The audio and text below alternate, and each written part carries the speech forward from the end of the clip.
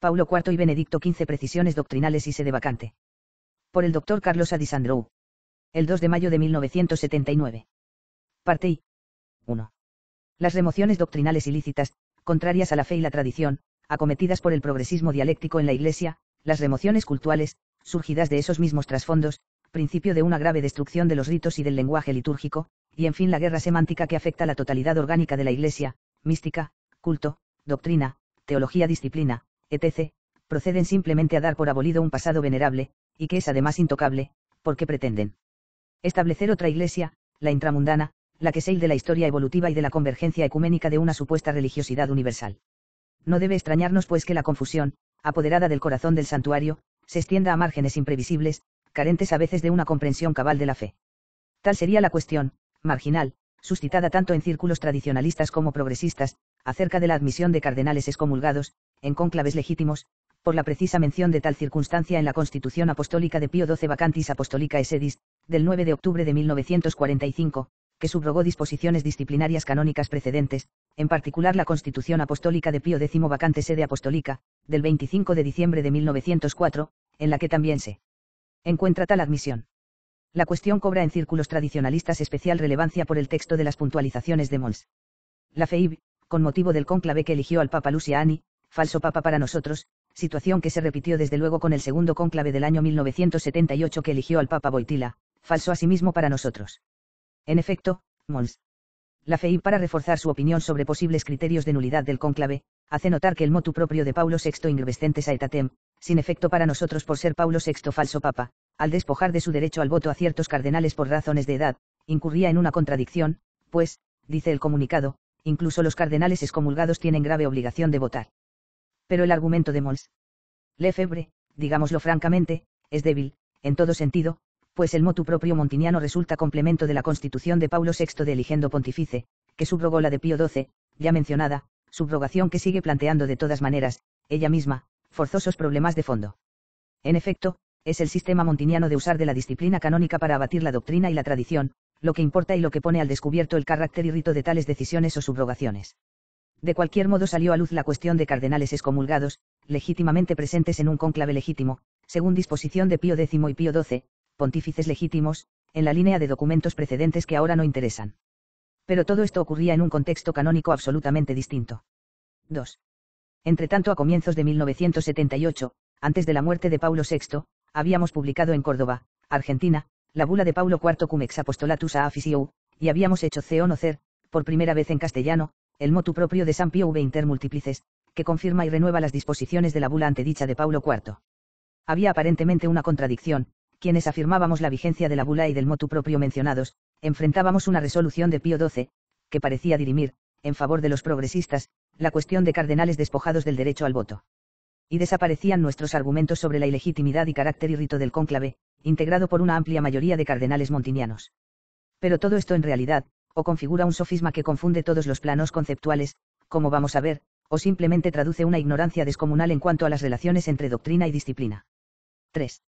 No contenta con esto, la propaganda confusionista que parece haber invadido masivamente toda la cristiandad, quizá como testimonio o preludio de la gran apostasía explícita, comenzó a reforzar los argumentos contrarios a la bula, sosteniendo que la misma había sido derogada por el Código Canónico de Benedicto XV. Planteábanse así dos cuestiones complementarias que parecían favorecer al tradicionalismo mitigado y por ende al progresismo, que una bula a perpetuidad podía ser abrogada, con que caía un argumento canónico en favor de la bula quo primum, y segundo, que un código disciplinario podía dirimir como legislación positiva de la Iglesia una cuestión que se refiere al ceo razón mismo de la doctrina. La disciplina cobraba así primacía sobre la doctrina, y se cumplía también, de modo subrepticio pero eficaz, uno de los grandes anhelos del progresismo, incluir todas las disputas, antiguas y modernas, en el contexto de una ley disciplinaria. Es lógico que el cambio de esta podría entrañar un cambio de doctrina, diestramente velado en la operación de trasbordo teológico y semántico. Pues si hasta el culto resulta ser disciplina, para los progresistas por cierto, no se veía desde luego porque Paulo VI no podía dictar, reformar, anular o confirmar su nava sordo contra la tradición, en nombre de la disciplina. Pues para la mentalidad historicista, judeo-cristiana del progresismo, en el terreno de la disciplina acontecían todas las aboliciones, emersiones o cambios congruentes, en tanto que la doctrina traduciría el nivel sincrónico alcanzado en tales procesos evolutivos, de la disciplina. 4. He aquí expuestos con la mayor crudeza posible el nuevo ruido contrario a la verdadera tradición, las falsas sonancias que quieren sepultar, si ello fuera posible para siempre, la inconsútil resonancia de la tradición, que es como la túnica de Cristo, sin ruptura, y por ende sin ensamblaje semántico de acomodación y cambio, de abolición, cambio o aggiornamento. Subrayo esta cuestión teológica: en la Iglesia el vínculo de la doctrina con la disciplina sigue el curso de la fe inviolable, de la paradosis, traditio, apostólica, para cuyo cuidado, vigilancia y proferrición existe el pontificado. Pensar en un pontífice encargado de subvertir este vínculo, es una magna contradicción de nuestros tiempos apóstatas, singularmente vigentes en el largo y nefasto reinado de Paulo VI. Parte 2. 1. Para responder adecuadamente a tales requisitorias, es preciso señalar en primer término que conocemos perfectamente el tenor de los documentos esgrimidos por el enemigo o el adversario teológico para asustar a los tibios, y que al mismo tiempo advertimos la torcida utilización de antecedentes, sentencias y textos, nítidos de suyo y coherentes tanto con la bula de Paulo IV y el motu proprio de Pío V, como con el sensus teológico de la tradición canónica. Insisto, se trata de una cuestión doctrinal, y no meramente disciplinaria, y por ello en la introducción a la edición del texto latino de dicha bula discerníamos precisamente la doctrina de Paulo IV, en el cabal requerimiento teológico de la cuestión. Y por otra parte conviene destacar, en la contraofensiva que definimos, cierta impudicia en afirmaciones, al parecer contundentes, pero que implican un eficaz engaño, que es menester circunscribir sin atenuaciones. ¿Dónde y por qué se interrumpió la legitimidad en el paso de Pío XII a Paulo VI, si la elección de este aconteció en un cónclave legítimo, signado por la Constitución de Pío XII Vacantis Apostolicae Sedis?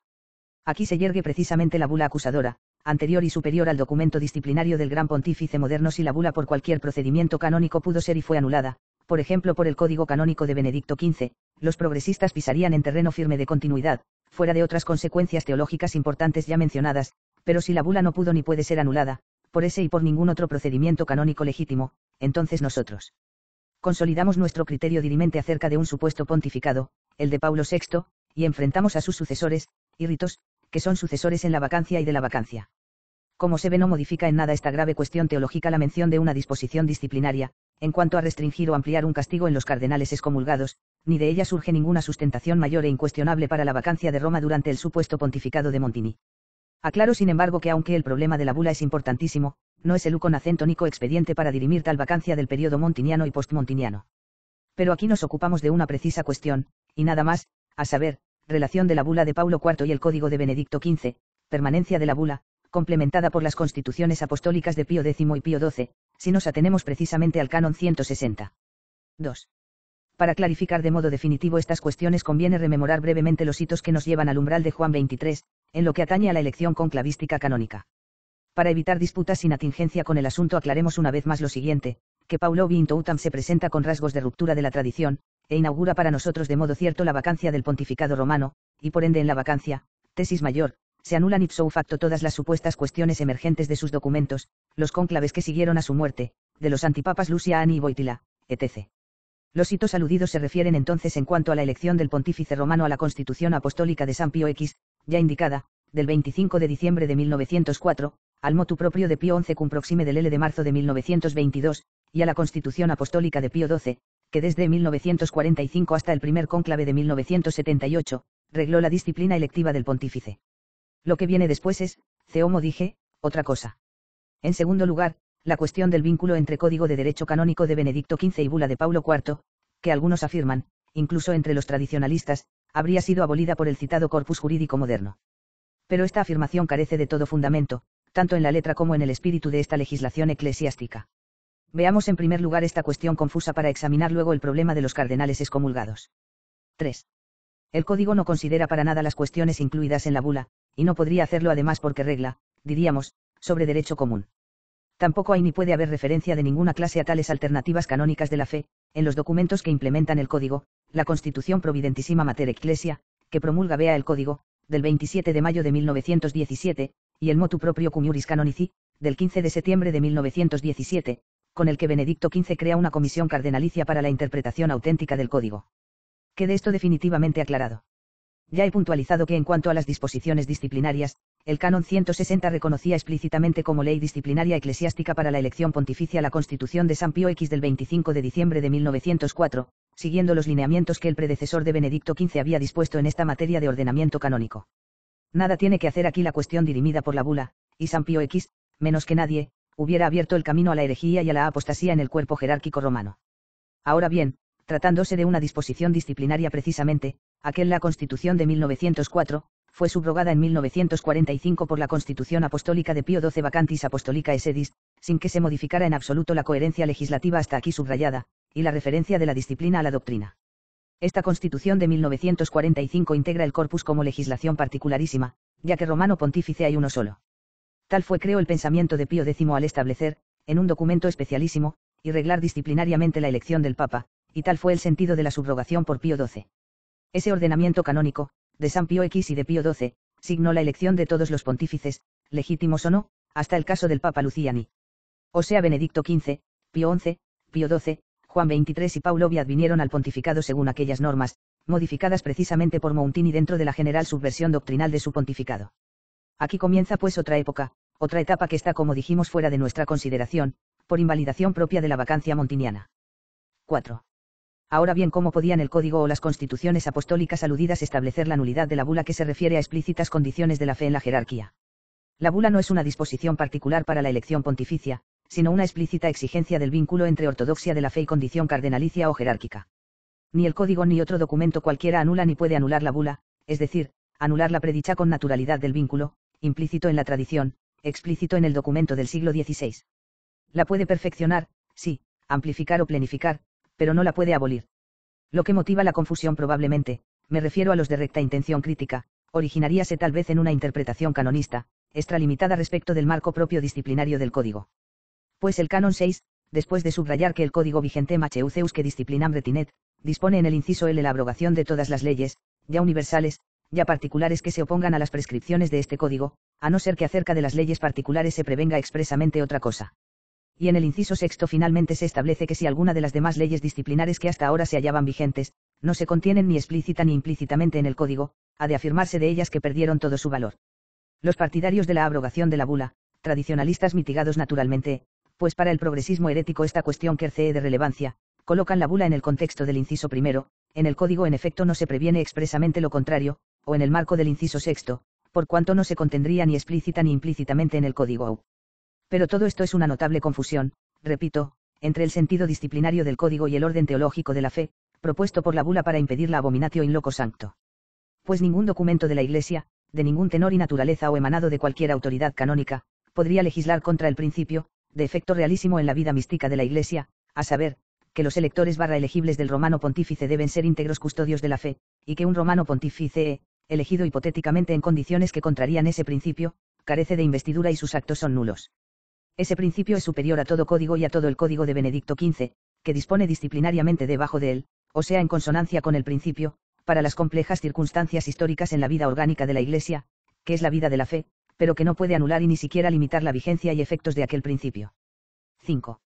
Los canonistas son intérpretes de la facticidad histórico-jurídico-eclesiástica, que reglan, armonizan, separan, o definen en el caso la ley, y en la ley la vida de la fe, pero no son teólogos, ni detentan una autoridad que haga del canon jurídico una fuente de la vida sobrenatural.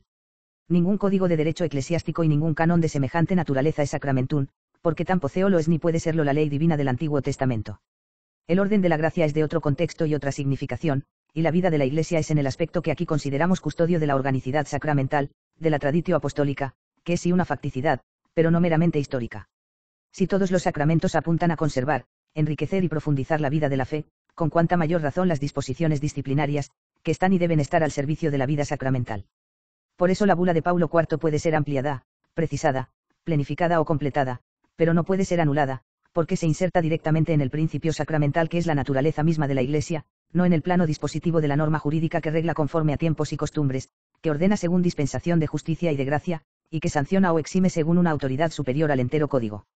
Si el principio jurídico es del orden de la causa formal en la sociedad civil, ya lo formula magistralmente Cicerón en su definición de res publica, no integra la causa formal de la Iglesia, sacramentum trinitatis, y por ende trascendente a toda disposición jurídica, aunque ésta sea de importancia fundamental en la sincronía histórica. La bula ilustra y previene sobre aquel nivel teándrico, mysterium ecclesiae, como podría caducar por un código, en que cada canon apunta a dirimir el caso fáctico. Como podría, explícita o implícitamente, dar por abolido el principio de que para ser cardenal legítimo, es decir, fungente de la plenitud jurídica de su entidad mística, no meramente es comulgado por otras razones que veremos, o que para ser elegido romano pontífice o para que éste conserve la legitimidad asumida, es menester la traditio apostólica. 6. Pero hay otros pormenores que ilustran nuestra interpretación y que aquí esbozamos sumariamente. En primer lugar, el llamado Código de Benedicto XV es en realidad, como sabemos, obra de San Pío X, en 10 años de intensa preparación. Seguimos la ed. Miguel Eza Alonso Cabreros, Código de Derecho Canónico. Bilingüe y comentado, Madrid 1947, es decir, puesto al día durante el pontificado de Pío XII, y anterior por tanto a todos los aggiornamenti de Juan XXIII y Paulo VI. Debe consultarse esta segunda edición, que incluye las modificaciones ya mencionadas de Pío XII. Seguimos en la parte histórica la introducción de esta edición. Valga esta única referencia para todo el contexto ulterior de estas precisiones doctrinales. Y bien, Benedicto XV lo promulgó, es verdad, muerto Pío X, pero la orientación de los trabajos fue concebida y ejecutada, en su casi totalidad bajo la prudente vigilancia de Pío X. Precisamente en la lucha antimodernista, difícilmente hubiera escapado a Pío X la cuestión gravísima, doctrinal, teológica, planteada por la bula y el motu propio del siglo XVI, en cierto modo una anticipación del denodado combate de San Pío X. Recordemos brevemente la historia del Código. Narra algún biógrafo del gran pontífice Pío X que la misma noche de su elevación a la cátedra de San Pedro, el 4 de agosto de 1903, pensaba ya en la obra que habría de ser la más gloriosa de su pontificado. Ed Sia-Eiti, página 23. El 19 de marzo de 1904 publicó el motu proprio Arduum Sane Munus, que instituía el organismo encargado de la tarea de codificación, una comisión cardenalicia, presidida por el mismo Papa. Las consultas, redacciones y reelaboraciones llegaron a conclusiones definitivas entre los años 1912 a 1914. Del proyecto global, completo, se enviaron copias a todos los obispos, para disponer las últimas modificaciones pertinentes. Viene la guerra 1914 a 1918, y muere Pío X. Benedicto XV concluye y completa el proyecto. La promulgación del Código acontece el 27 de mayo de 1917 con la Constitución Providentísima Mater Ecclesia, Ed Sia-Eiti, página XL Isli 2, en la que Benedicto XV rinde puntual homenaje a su predecesor y hace muy oportunas reflexiones sobre la legislación de la Iglesia, según el espíritu de San Pío X y luego, por el motu proprio Cummuris Canonici del 15 de septiembre de 1917, Ed Sia-Eiti pp XLV-XLVI, instituye una comisión cardenalicia para interpretar auténticamente los cánones del Código. Allí reconoce nuevamente la autoría fundamental de Pío X, cuya doctrina es en realidad fundamento de esta disciplina. ¿Cómo podría pues abrogar la bula de Paulo IV? Aclaremos nuevamente que en ninguno de los documentos mencionados de Benedicto XV hay ni puede haber la más mínima alusión a la bula, o al caso de los cardenales discriminado en el texto del siglo XVI. Y esta puntualización se impone en vista de algunos antecedentes de Benedicto XV, cardenal della Chiesa, cuya amistad y contactos con el cardenal Rampolla lo podrían tornar equívoco. El vínculo de código y bula es pues nítido. 7. Un último argumento, y muy importante por cierto, completa estas precisiones, en cuanto al código de Benedicto XV. El código tiene un proemio doctrinal, olvidado al parecer por los ruidosos propagandistas contra la bula de Paulo IV, proemio que no integra por supuesto el corpus de disposiciones canónicas, es decir, distribuidas analíticamente en artículos e incisos, pero que le da el sentido suprajurídico, el verdadero sentido teológico en la vida de la Iglesia.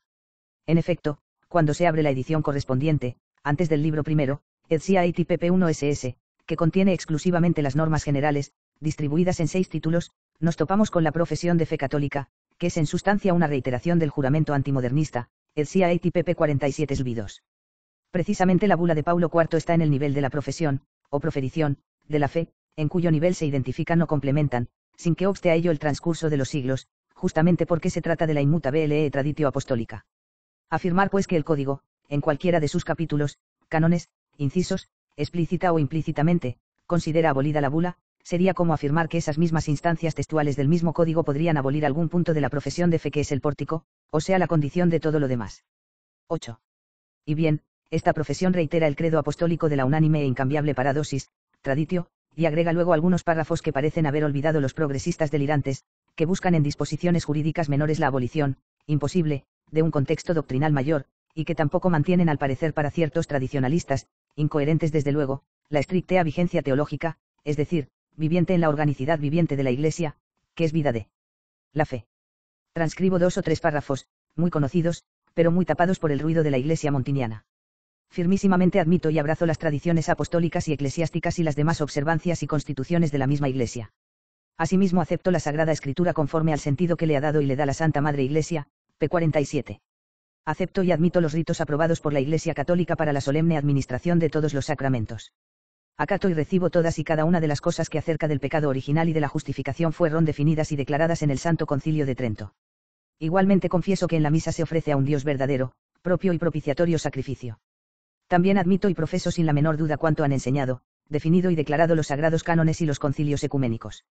Y al mismo tiempo todas las cosas contrarias, y cualesquiera herejías por la Iglesia condenadas y rechazadas y anatematizadas, yo igualmente las condeno, rechazo y anatematizo. Peslvi 2. Extraños progresistas que para abatir la fe recurren a un documento, máxima defensa de la fe, pero más extraños tradicionalistas, que atemorizados por el vano ruido de la tiranía eclesiástica de estos 20 años de ruina y confusión, olvidan las verdaderas murallas con las que es posible mantener la ciudadela de la fe.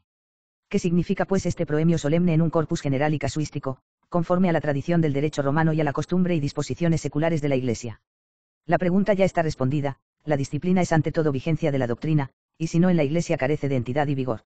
¿Cómo podría San Pío X, autor de la Magna Instauratio Fidei, comenzando por el culto y terminando por el código, cómo podría omitir este vínculo fundamental? Para evitar equívocos precisamente, como los que nuevamente vuelven a cernirse en el panorama oscurecido de la Iglesia postconciliar, la presencia de la profesión de fe en el código asegura el sentido de todas las disposiciones jurídicas, todas sirven a la fe, y si así no fuera, debemos darlas por no existentes ni eficaces. Estas conclusiones simples y meridianas ilustran por otro aspecto lo que llamo convergencia y complementariedad de bula y código, en el sentido de la mutua inserción en el nivel teológico, doctrinal. Pero la bula tiene la primacía inmediata de la doctrina por tratarse nada menos que de la defensa de la fe para impedir la abominatio in loco sancto. Parte 3. 1. Llegamos finalmente a la cuestión de los cardenales excomulgados, y al problema suscitado por el texto de Mons. Lefebvre. Coloquemos en primer término los antecedentes más importantes de la quaestio, y veremos que ésta se resuelve precisamente en la perspectiva de la bula, como anticipación profética de la apostasía modernista y por ende como precisa cuestión semántica que el texto correspondiente plantea en el pontificado de Pío XII. Debemos aclarar en primer lugar que ni la bula de Paulo IV ni el motu propio de Pío V representan, como ya dijimos y subrayamos, una instancia de electione pontificis, en el sentido disciplinario del funcionamiento de un cónclave, o según las características de los documentos canónicos ya mencionados, de Pío X y de Pío XII. Por cierto, ello no anula la cuestión que surge en el caso de conceder a cardenales excomulgados la capacidad electiva. Pero esto es, como veremos, otro problema. Es decir, la bula no es un cuerpo jurídico que regle los pormenores de la elección legítima de un papa, acontecida la vacancia por la muerte del pontífice reinante. Si así fuera, o sea, si tuviera tal carácter disciplinario, carecería de vigencia doctrinal mística y teológica, como lo he mostrado en la introducción de mi traducción castellana del documento latino, y forzaríamos el texto inequívoco de Paulo IV, para transformarlo en un canon eleccionario. Ello contrastaría de modo ostensible con la voluntad del pontífice, profidente de ese vínculo de fe, subrayado nuevamente por San Pío V, y con el sentido obvio del texto, tal como lo deduje en la introducción mencionada a propósito de los dos primeros párrafos del documento. He aquí pues la primera conclusión importante, generalísima, sin atender de momento al contexto en que funcionan por un lado cardenales excomulgados, en la constitución disciplinaria moderna, y cardenales depuestos, en la bula doctrinal de Paulo IV. La bula hace explícita la urgencia de un vínculo apostólico inderogable, irreformable, a saber, el vínculo entre fe y jerarquía, y dispone de modo inequívoco, no meramente disciplinario. Los documentos que he recordado, a propósito de la elección pontificia en el siglo XX, hasta Paulo VI inclusive, son partícipes de la condición disciplinaria del Código, según lo aclara el Canon 160, por el que la constitución electiva incardina en el Código. Podría variarse esa constitución en muchos sentidos legítimos, precisarse, ampliarse, configurarse, simplificarse, e incluso abolirse, como ocurre con toda ley disciplinaria, nunca perdería precisamente por voluntad de los codificadores, Pío X y Benedicto XV, su inserción en el corpus jurídico. Volvemos entonces a la cuestión planteada en el capítulo segundo de estas precisiones. 2. En definitiva, pues, las constituciones o documentos eleccionarios, referidos al romano pontífice, que se suceden entre Pío X y Pío XII, son disposiciones disciplinarias canónicas, en las que cuadran pues exenciones o referencias permisivas, o censuras y cautelas jurídicas diversas, que no afecten por cierto el nivel doctrinal, el nivel de la proferición de la fe, que encabeza el código y que es siempre superior a todas las constituciones disciplinarias. La bula de Paulo IV en cambio sanciona según un vínculo imprescriptible, que es fuente de la disciplina. Así entendemos el segundo motivo de esta confrontación y desentrañamos la confusión advenida de modo imprevisto contra la bula de Paulo IV. Este habla de cardenales depuestos, desposeídos de sus dignidades y oficios, penitus et intoutam perpetuo privati, et adilla de cetero inhabiles et incapaces habeantur pro relapsis et subversis omnibus, et sia eiti, p. 22. Pío XII en cambio, et sia eiti del Código de Benedicto XV, p. 872, dice, ningún cardenal queda excluido de la elección activa o pasiva del sumo pontífice por motivo de excomunión, suspensión o entredicho, toda censura queda en suspenso para los efectos de la elección. Estamos en otro plano diferente, completamente distinto al de la bula. Pues excomunión, suspensión, interdicción pueden acontecer por diversas causas disciplinarias, cuyos efectos se suspenden por la convocatoria del cónclave. En cambio Paulo IV establece una condición inequívoca para legitimidad del sujeto elector elegible, condición que entraña doctrinalmente el efecto de la deposición. Simplemente no son más cardenales. El mismo documento de Pío X precisa esa diferencia, sin mencionar las razones de la bula y tal vez por otras circunstancias los cardenales canónicamente depuestos o que han renunciado a la dignidad cardenalicia con el asentimiento del romano pontífice, pierden el derecho a la elección, y el Sacro Colegio no puede rehabilitarlos durante la vacante de la sede apostólica, ed CAT, p. 872. 3. Nada tienen que ver pues los cardenales excomulgados, de la norma electiva, con los cardenales depuestos, eo ipso, absque aliquo iuris e iliuti facti ministerio, carentes pues de entidad. Por eso mencioné al comienzo de este capítulo la precisa cuestión semántica, que involucran estos textos y que conviene clarificar una vez más. Cardenales excomulgados, suspendidos o interdictos siguen fungiendo como cardenales, es decir, de entre sus privilegios, el del derecho al voto es mantenido por Pío XII. Pero las causas de tales sanciones y por ende tales exenciones, son diversas a las propuestas por la bula, pues de otro modo el texto de Pío XII sería irrito, si entendiéramos esos términos de la deposición. Por eso el artículo 36 puntualiza respecto de los canónicamente depuestos. Se abre entonces, a nivel de 1945, el debate sobre esta expresión. O sea, son canónicamente depuestos los cardenales que considera el texto de Paulo IV. Hay en esto coincidencia entre 1559 y 1945. Naturalmente que sí, y con mayor fundamento si atendemos a la historia larvada del modernismo. Cardenales depuestos no fungen ya y no pueden en consecuencia, en tanto cardenales, ser sujetos de excomunión, o interdicción. La excomunión podría referirse a otros pormenores, en tanto fiel de la Iglesia. La deposición en efecto es radical, o sea, afecta no solo los privilegios, o singularidades canónicas del sujeto, sino que anula la dignidad misma, de modo irreversible, y por supuesto toda jerarquía u oficio, asumido o concedido de cualquier modo, como podría entonces una disposición eleccionaria determinar la reasunción de tal entidad cardenalicia, si la misma bula cuida de precisar que ello es imposible, de manera absoluta. 4. Afirmamos pues de manera nítida. A. Cardenales depuestos por fuerza de la bula son canónicamente depuestos, y no pueden fungir ni de electores ni de elegibles. B. Las causas definidas por la bula, por referirse al vínculo entre fe y jerarquía son imprescriptibles, y funcionan ipso facto, tal como lo previene el mismo texto del siglo XVI. C. Cardenales excomulgados por otras causas disciplinarias gozan de la excepción dispuesta en el documento de Pío XI, pero ello no se aplica a las circunstancias montinianas y postmontinianas. D. Nunca hemos hablado de excomuniones o suspensiones de cardenales por motivos diferentes a los doctrinales. Y habiendo una primacía de la doctrina sobre la disciplina, la cuestión que hemos puntualizado contra los herejes que conducen la Iglesia, contra la herejía montiniana, ha sido siempre y es y será siempre referida al orden entitativo, son o no son cardenales, son o no son papas, fungen o no fungen en tales oficios y dignidades. Tratándose de doctrina, el cardenal Montini, entonces arzobispo de Milán, no era un cardenal excomulgado en el sentido de Pío XII. Era un cardenal depuesto eo ipso, o no fungente de la dignidad que decía investir. Mientras fue solo arzobispo, por obra del mismo Pío XII investía la autoridad canónica en la sede de San Ambrosio. 5. Subsistiría al margen de estas referencias, que creemos muy nítidas, la cuestión de la permisión para los excomulgados, en el sentido de Pío XII. No veríamos en ello una puerta imprevista para erosionar la doctrina, o al menos para ayudar subrepticiamente a ciertos indeseables. No conocía Pío XII la personalidad de Montini, sus relaciones con el jesuita Toundi, en una historia trágica que no hemos olvidado, y sus nefastas maniobras en la Secretaría de Estado. Es verdad, no lo hizo cardenal, pero sí arzobispo de Milán y de alguna manera le abrió el paso al pontificado. Según la bula, Montini no fue ni pudo ser arzobispo canónico, y mucho menos cardenal ni papa. Pero fue en fin todo eso, arzobispo, cardenal y papa. ¿Qué clase de maniobras enfrentamos en la Iglesia, para que acontezcan tales iniquidades, para que la doctrina ceda ante la subrepticia tiranía de una falsa disciplina, y para que ésta como ley sagrada sirva a la apostasía y no a la fe?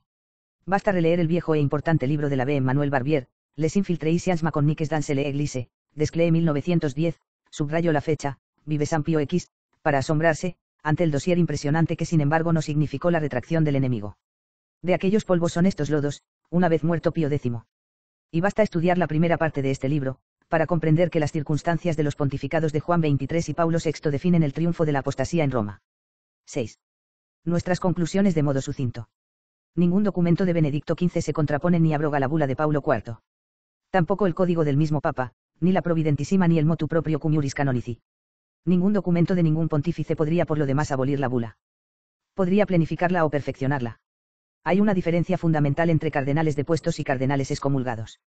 Los primeros lo son eo ipso o ipso facto, sin instrucción de hecho o de derecho. La bula los ubica en el plano doctrinal en que acontecen las exigencias canónicas.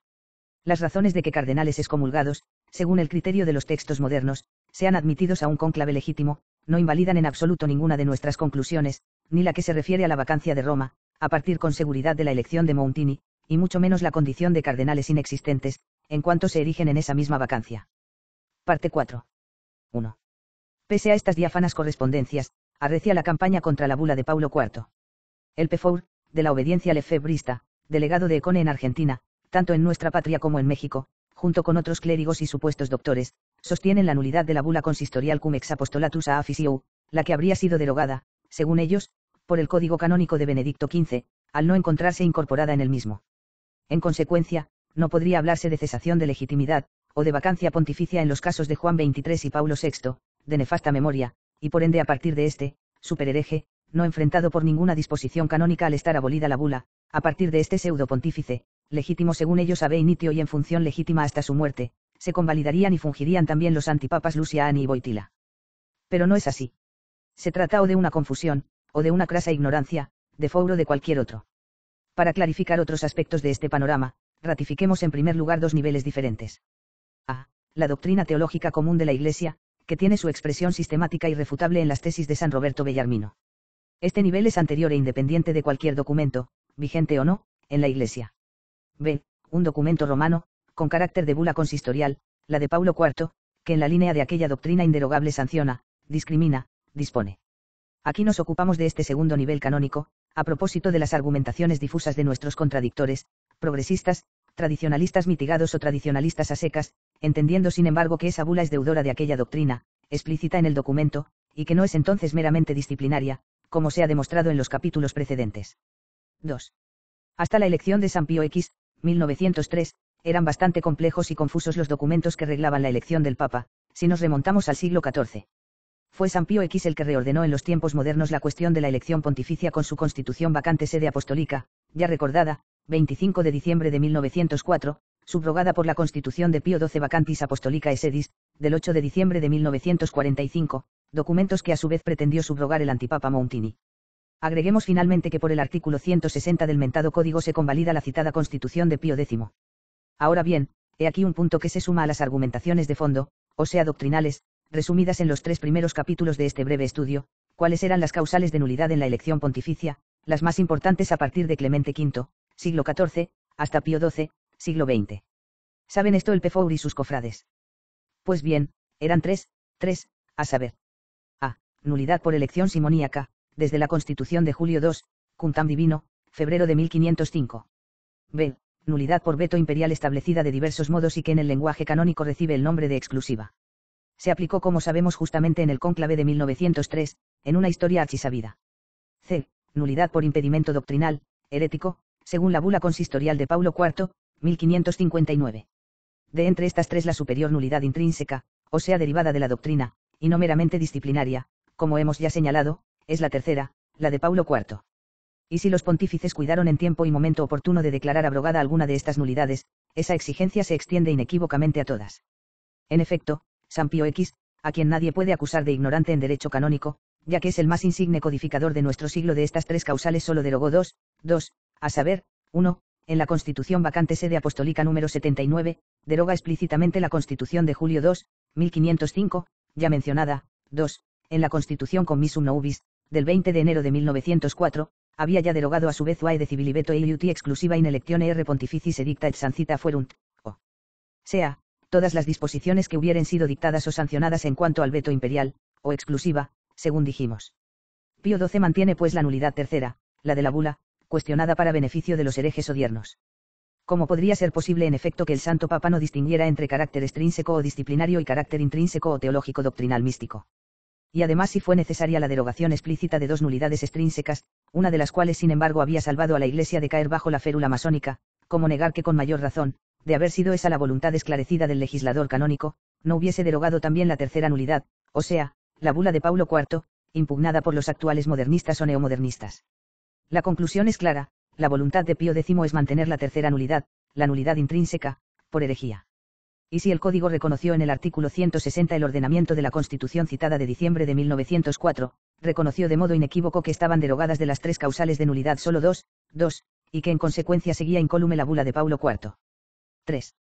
Más aún, Pío XII, para nosotros último pontífice legítimo, en la Constitución Vacantis Apostolicae Sedis, 1945, que subroga la de San Pío X, en detalles de procedimiento más bien, en su número 92 mantiene la derogación de las disposiciones sobre elección simoníaca, y en el número 94 mantiene la derogación de la exclusiva, y ya estaba promulgado y fungía el Código de Benedicto XV.